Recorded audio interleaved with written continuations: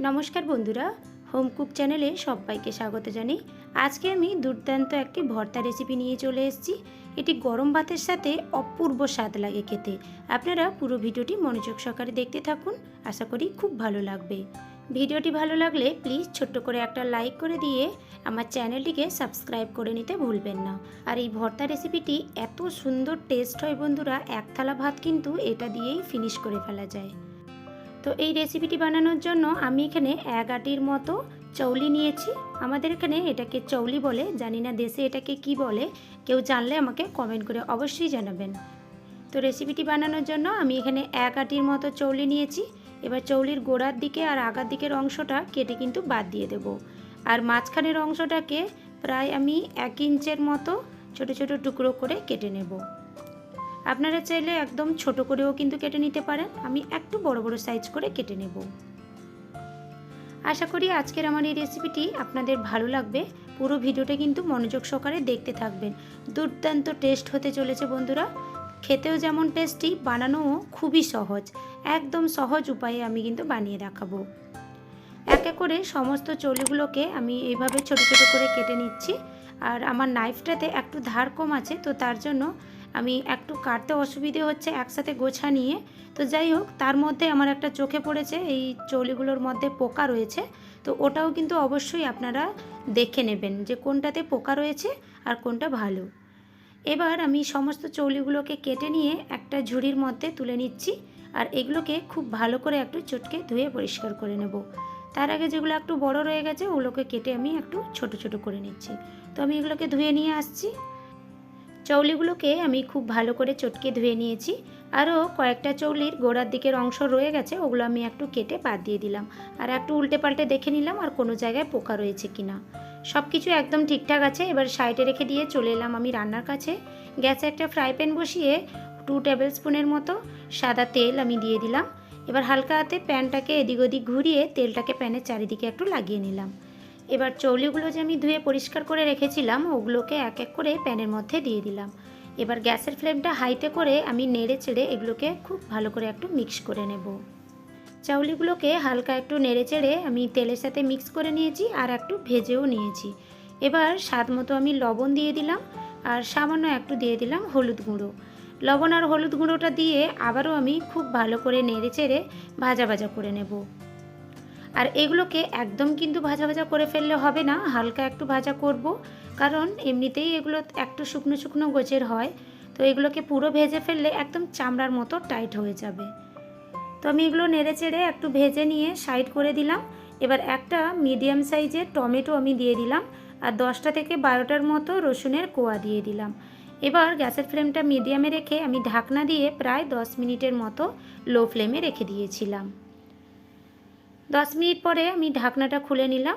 চৌলিটাকে হালকা একটু নেড়ে নিয়ে তারপর টমেটোটাকে একটু আমি উল্টে নিলাম। এবার আমি সমস্ত কিছুকে একসাথে নেড়েচেড়ে একটু ভাজা ভাজা করে নেব। সমস্ত কিছুকে নেড়েচেড়ে আমি ভাজা ভাজা করে নিয়েছি। এবার প্যান শুদ্ধ আমি একটু ফ্যানের নিচে ঠান্ডা করতে দিয়ে দেব। এবার সমস্ত কিছুকে খুব ভালো করে আমি ঠান্ডা করে নিয়েছি। আর এই অবস্থায়ও কিন্তু আপনারা মেখে খেতে পারেন, অপূর্ব টেস্ট আসে, কিন্তু আমি একটু আলাদা রকম প্রসেস করব। তার জন্য আমি একটা মিক্সিং জার নিয়েছি আর এক এক করে ভাজা চাউলি, টমেটো আর রসুন সমস্ত কিছুকে আমি একসাথে মিক্সিং জারের মধ্যে দিয়ে দিলাম।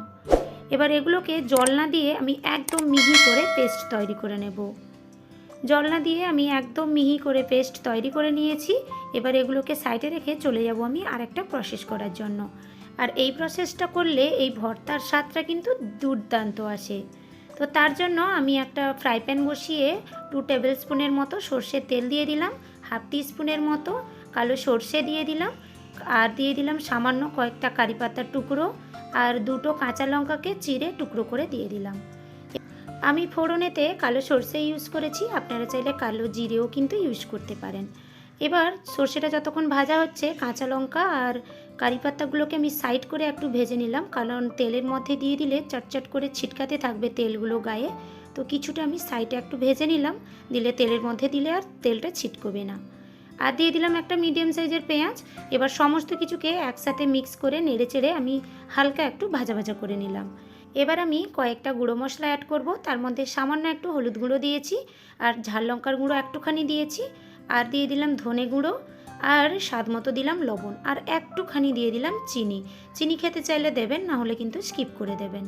এবার সমস্ত কিছুকে আবারও আমি নেড়েচেড়ে একটু ভাজা ভাজা করে নিচ্ছি। আর এই পেঁয়াজগুলোকে একটু ডুমো ডুমো করে কাটলে ভালো লাগবে, খাওয়ার সময় যখন একটু করে মুখে পড়বে। গুঁড়ো মশলাগুলো দিয়ে পেঁয়াজের সাথে আবারও একটু আমি নেড়েচেড়ে ভেজে নিলাম। এবার যে মিক্সিং জারে ভাজা চৌলি, টমেটো, পেঁয়াজ সব যে একটা পেস্ট করে রেখেছিলাম, ওগুলো আমি এক এক করে অ্যাড করে দিলাম। এবার গ্যাসের ফ্লেমটা একটু মিডিয়ামে করে দিয়ে আমি নেড়েচেড়ে প্রায় 2 মিনিটের মতো সমস্ত কিছুকে একটু ভাজা ভাজা করে নেব। ততক্ষণ ভেজে নিতে হবে যতক্ষণ নয় তলায় একদম শুকনো শুকনোভাবে প্যানটা ছেড়ে না দেয়, ততক্ষণ কিন্তু ভালো করে একটু ভেজে নিতে হবে। আমি এখানে প্রায় 2 থেকে 3 মিনিটের মতো নেড়েচেড়ে সব কিছুকে খুব ভালো করে ভাজা ভাজা করে নিয়েছি। এবার এখানে ওপর থেকে একটু সর্ষের তেল দিয়েও কিন্তু ভেজে নিতে পারেন। আমি এখানে আর সর্ষের তেল অ্যাড করলাম না, আমি কিন্তু কাঁচাই অ্যাড করব। এবার ভাজার পরে আমি এখানে 1 মুঠোখানি ধনেপাতা কুচি ছড়িয়ে দিলাম ওপর থেকে। এবার আবারও একটু নেড়েচেড়ে আমি মিক্স করে নিচ্ছি সমস্ত কিছুকে।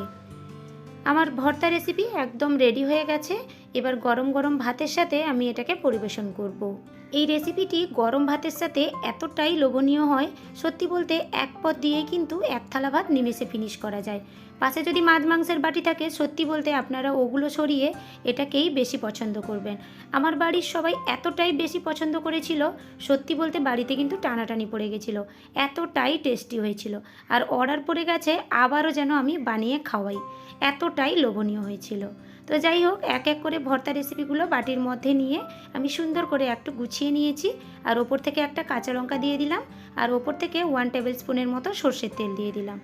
এই ভর্তার সাথে গরম ধোঁয়া ওঠা ভাত আর ওপর থেকে দেওয়া কাঁচা সর্ষের তেল আর কাঁচা লঙ্কা দিয়ে মেখে এক থালা ভাত কিন্তু নিমেষেই শেষ করে ফেলবেন, এতটাই টেস্টি হয়।